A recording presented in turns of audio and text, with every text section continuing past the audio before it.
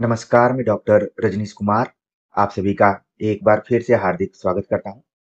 आज के video lecture में हम चर्चा करेंगे Haryana public service commission assistant professor प्रारंभिक परीक्षा के परिणाम के ऊपर। प्रिय विद्यार्थियों, ये सूचना आप पहले भी देख चुके होंगे, जान चुके होंगे, लेकिन इस वीडियो के माध्यम से हम बात करेंगे कि जो भी विद्यार्थी प्री में क्वालिफाई हुए हैं, वो मेंस की तैयारी किस तरीके से करें। विज्ञापन के समय ही हमने मेंस की परीक्षाओं को लेकर, किताबों को लेकर, प्रैक्टिस सेट को लेकर, प्रश्नों को लेकर आप सभी से चर्चा की थी, लेकिन वक्त बीत गया है, लगभग 9-10 महीने हो चुके हैं। तो हो सकता है कि आप भूल गए हों कि इस चैनल पर भी Haryana public service commission assistant professor से संबंधित बातें की गई हैं। मुझे ये नहीं पता है कि इस चैनल से जुड़े हुए कितने विद्यार्थी अच्छा परफॉर्मेंस किए हैं। ये रिजल्ट्स हमने किसी के माध्यम से यहाँ पर पाया हुआ है और फिर वेबसाइट पर भी हमने इसको देखा, तो लगा कि आप सभी से ज़रूर चर्चा करूँ कि जो भी समय बचा हुआ है मेंस परीक्षा के लिए, उसमें आप ज़रूर हमारे मार्गदर्शन के माध्यम से लाभ उठाएँ। तो जैसा कि आप देख रहे हैं कि हरियाणा पब्लिक सर्विस कमीशन ने इस बार बड़ी पारदर्शिता के साथ यहाँ पर रिजल्ट को घोषित किया हुआ है। हमने भी इसका एग्जाम 2016 में दिया हुआ था और उस समय चयन हुआ था, तो आखिर में ही नाम के माध्यम से रिजल्ट आया था। इस बार प्रारंभिक चरण में ही आप देख रहे हैं कि serial number, roll number, candidates name, category, ठीक है? इसके बाद मार्क्स और रैंक निर्धारित कर दिया है। प्रारंभिक परीक्षा में ही रैंक निर्धारित करना एक तरीके से मैं देख रहा हूँ कि पहली बार किसी आयोग ने किया है। अक्सर रैंक आखिरी परीक्षा में होता है, जो फाइनल सिलेक्शन होता है उसमें निर्धारित किया जाता है, लेकिन हरियाणा पब्लिक सर्विस कमीशन ने एक प्रयोग के तहत इसको यहाँ पर रैंक वाइज रिजल्ट दिया है।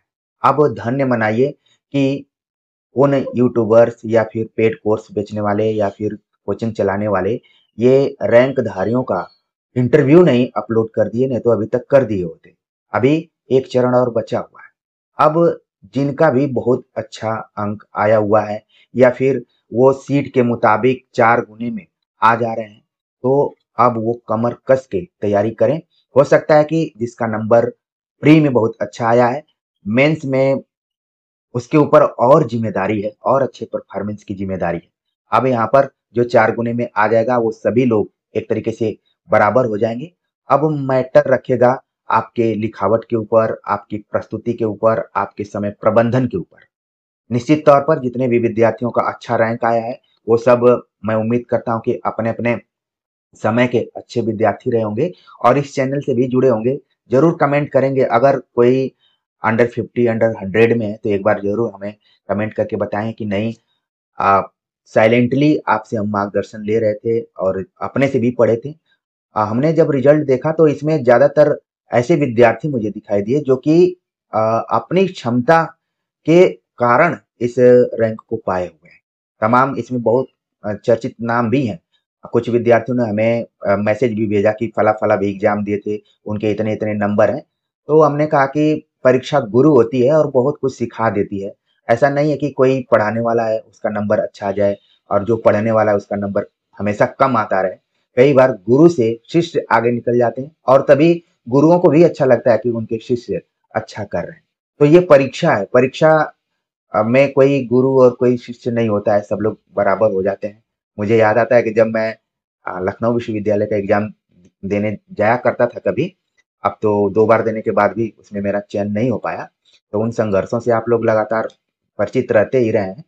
तो वहाँ पर कई अभ्यर्थी ऐसे मिलते थे, बोलते थे कि सर आपका तो हो जाएगा इस बार। मैं बोलता था कि नहीं, अभी मैं भी एज़ ए कैंडिडेट हूँ और समय बताएगा कि क्या होगा, ठीक है?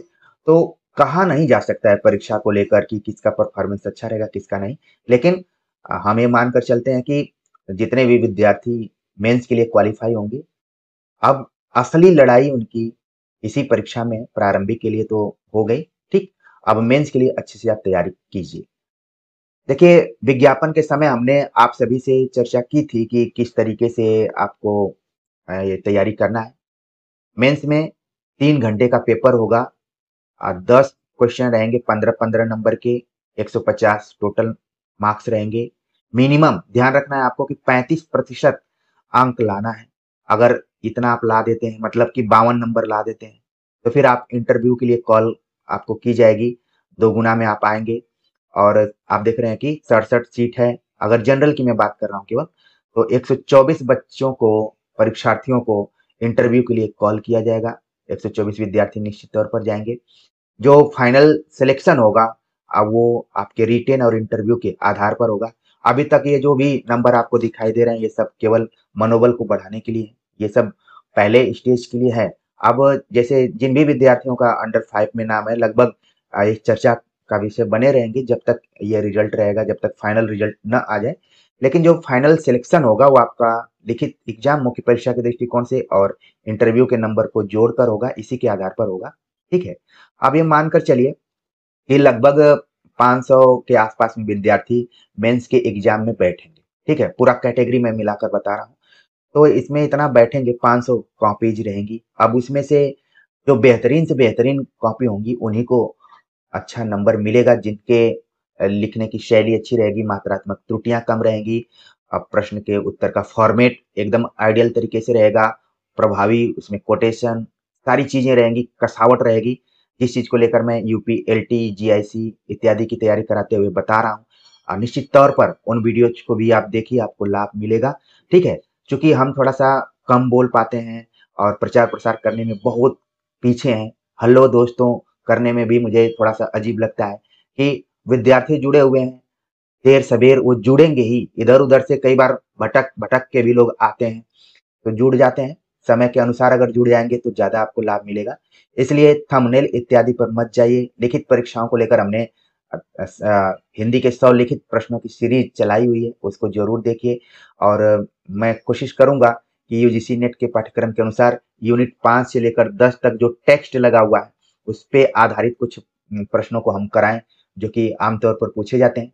इसके पहले आप हरियाणा पब्लिक सर्विस कमीशन की जो प्लेलिस्ट बनी है, उसमें हमने यूनिट वाइज प्रश्नों की प्रकृति के बारे में चर्चा की है कि कैसे कैसे प्रश्न पूछे जाएंगे।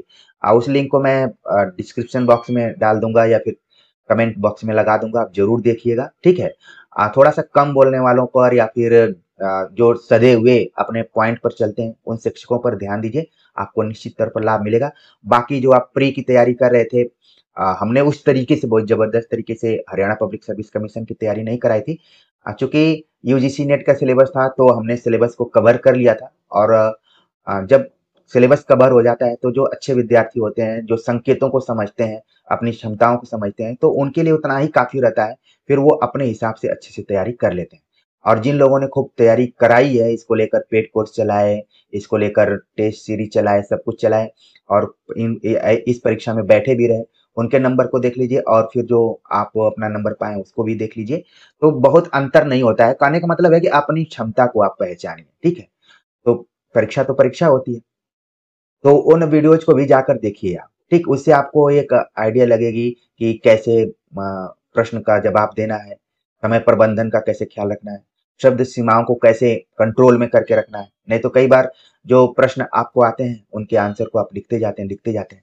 इसमें 2-3 चीजें काफी महत्वपूर्ण है। आपकी लिखावट, हो सकता है कि इसमें तमाम विद्यार्थी ऑब्जेक्टिव रूप में बहुत अच्छे हों, लेकिन उनकी राइटिंग उतनी अच्छी नहीं हो, क्योंकि आजकल लिखावट केवल बीए, एमए और पीएचडी की परीक्षाओं तक ही सीमित है। बाकी ऑब्जेक्टिव है, तो लिखने का जो अभ्यास है, वो धीरे-धीरे कम हो चुका है। तो आपको बनाना पड़ेगा समय रहते। और अगर आप इस चैनल से पहले से जुड़े होंगे, तो लिख भी रहे होंगे, इसमें दो राय नहीं है। ठीक है? आपकी प्रस्तुति काफी महत्व रखेगी कि आप कैसे उत्तर की शुरुआत करते हैं, कोटेशन से शुरुआत करते हैं, फॉर्मेट क्या बनाए हुए हैं। आप पॉइंटर वाइज नहीं, कई मैंने देखा नोट्स को कि लोग पॉइंटर वाइज बता रहे हैं। एकदम ऐसा लग रहा है कि आप कोई ऑब्जेक्टिव किताब पढ़ रहे हैं। ठीक है? One liner. ऐसे नहीं, आपको पैरा में, एक-एक पैरा में एक-एक पॉइंट आपको लिखना है, जिससे कि उसमें आपकी विश्लेषण क्षमता का भी पता चले, आपकी अभिव्यक्ति का पता चले, आपके ज्ञान और संतुलन का पता चले, तो वो आंसर ज़्यादा बेहतर रहेगा। वही चेक करने में अच्छा लगता है। चूँकि मैं एकेडमिक से जुड़ा हुआ हूँ और 3 से 4 महीने में हमेशा कॉपी चेक करने का मुझे मौका मिलता है, चाहे बीए की परीक्षाएँ हों, एमए की परीक्षाएँ हों, सेमेस्टर वाइज़ जाता हूँ, तो मैं देखता हूँ कि अगर हमें 100 कॉपी मिलती हैं, तो उसमें से 15-20 कॉपी ही बहुत अच्छी होती हैं। बाकी सब कॉपी केवल ऐसे ही पेज उसमें भरा रहता है, और एक दूसरे का एक तरीके से मिला-जुला ही आंसर होता है। तो आप अगर मान लीजिए मेंस में बैठे हुए हैं 500 बच्चों के बीच में हैं, तो आप अपना उत्तर इस तरीके से लिखिए कि ये पता चल जाए एग्ज़ामिनर को कि आपको अधिकतम नंबर देना चाहिए। क्योंकि एग्ज़ामिनर जब कॉपी चेक करते हैं तो वो भी अच्छी कॉपियों की खोज में होते हैं कि कौन-सी कॉपी अच्छी है। तो इसके लिए आप अ, अगर बेहतर तरीके से प्रैक्टिस करके जाएँगे, तभी अच्छे से कर पाएँगे। आप सोचें कि एग्ज़ाम हॉल में जाके ऑन द स्पॉट अच्छा परफॉर्मेंस करने लगें, तो शायद क्रिकेट में हो सकता है, लेकिन इन जैसी परीक्षाओं में नहीं हो सकता है। ठीक है? इसके लिए आपको अभ्यास करना पड़ेगा। वैसे किसी भी चीज़ में अभ्यास सफलता का सबसे बड़ा सूत्र है और मंत्र भी। ठीक है? तो कोशिश कीजिए कि आप उन 500 बच्चों में चमकते हुए नज़र आएँ कि हाँ, हमें नंबर चाहिए, मैक्सिमम नंबर चाहिए, तभी नंबर मिलता है, नहीं तो आमतौर पर आप देखते हैं कि कॉमन उसका मूल्यांकन हो जाता है, 2-4 नंबर का, 1-2 नंबर का अंतर रहता है। और आपको ध्यान रखना है कि यहाँ पर जिस तरीके से 100 में 61 नंबर आया, आप देखेंगे कि लिखित परीक्षा में 50 से 55% नंबर पाने वाले विद्यार्थी आपको अंतिम सूची में दिखाई देंगे, फाइनल सिलेक्शन में दिखाई देंगे। यानी कि मान लीजिए 150 नंबर है, तो उसका आप 55% कर लीजिए, 50 मतलब मैं ये कहना चाह रहा हूँ कि 75 से 80-90 नंबर आप अगर ला देते हैं, तो इसमें आप देखेंगे कि सेलेक्ट नज़र आएँगे, क्योंकि बहुत वहाँ पर चीज़ें मायने रखती हैं। तो यूजीसी नेट के सिलेबस के अनुसार आप तैयारी कीजिए और इस चैनल पर जो भी लिखित परीक्षाओं के दृष्टिकोण से बातें की गई हैं, उनको ज़रूर ध्यान रखिए। निश्चित तौर पर आपको लाभ मिलेगा और आपका कॉन्फिडेंस बढ़ेगा, ठीक है? तो इसमें आप अपनी राइटिंग को अच्छा से बनाइए, उसको लिखने का प्रयास कीजिए। बाकी चीज़ें आप ही के हाथ में हैं और जो-जो चीज़ें हमने बतलाई हैं, उसको ज़रूर आप ध्यान रखिए। और अगर आप लोग चाहेंगे, तो जो शेष समय है, उसके अंदर हम टेक्स्ट पर क्वेश्चन लिखकर उसका उत्तर कैसे लिखा जा सकता है, उसके ऊपर बातचीत करेंगे। लेकिन इसके लिए आप लोगों को बताना पड़ेगा कि हाँ, हम इस चैनल से जुड़े हुए हैं और हमें ज़रूरत है। कुछ बच्चों ने मैसेज इत्यादि किया था, 2-4 बच्चों ने किया था, तो उनको हमने वही यूपी, एलटी, जीआईसी का जो भी हम आंसर लिखवा रहे हैं, वही लिंक उनको बताया, ठीक है? आप भी उसको देख सकते हैं, मैं लगा दूँगा, आप देख लेंगे तो अच्छा रहेगा। बाकी अगर और कोई मार्गदर्शन चाहिए, तो उसको आप ज़रूर शेयर कीजिए, कमेंट कीजिए, उसके आधार पर हम अपने पढ़ाने के शेड्यूल में और तीव्रता में थोड़ा-सा परिवर्तन करेंगे उसी हिसाब से। क्योंकि आप लोगों की माँग के अनुसार ही यहाँ पर ज़्यादातर काम होते हैं और यहाँ पर तो ऐसा तो है नहीं कि मैं अपनी मनमानी ढंग से कोई भी कोर्स लॉन्च कर देता हूँ, कुछ भी, ऐसा नहीं होता है। हम अपने परीक्षाओं के दृष्टिकोण से और परीक्षार्थियों की माँगों के अनुसार काम करते हैं और एक निरंतरता को बनाए रखने की कोशिश करते हैं, ठीक है? तो ज़रूर कमेंट कीजिएगा। बाकी जो भी विद्यार्थी मेंस के लिए क्वालीफाई हुए हैं, उनको मैं बधाई तो दूँगा, लेकिन सतर्क करूँगा कि असली लड़ाई अब शुरू हो रही है। तो जो आपके अंदर की प्रतिभा है, आपकी जो मेहनत करने की क्षमता है, उसको ज़रूर सामने लाइए और निश्चित तौर पर आप फाइनल सिलेक्शन की पीडीएफ में अपने नाम को देख पाएँगे, जिस तरीके से ये नाम है, ठीक है? इसी तरीके से अब तो लग रहा है कि हरियाणा पब्लिक सर्विस कमीशन उसी तरीके से नाम को सामने लाएगा। तमाम नाम यहाँ पर हैं, ठीक है? परिचित, अपरिचित सभी तरीके के नाम हैं। तो उम्मीद है कि जो भी मार्गदर्शन हमने दिया है, वो आपको समझ में आया होगा कि अब असली लड़ाई शुरू होने जा रही है, उसमें आपको बेहतर परफॉर्मेंस करना है। तो मिलते हैं एक नए टॉपिक के साथ, तब तक के लिए नमस्कार।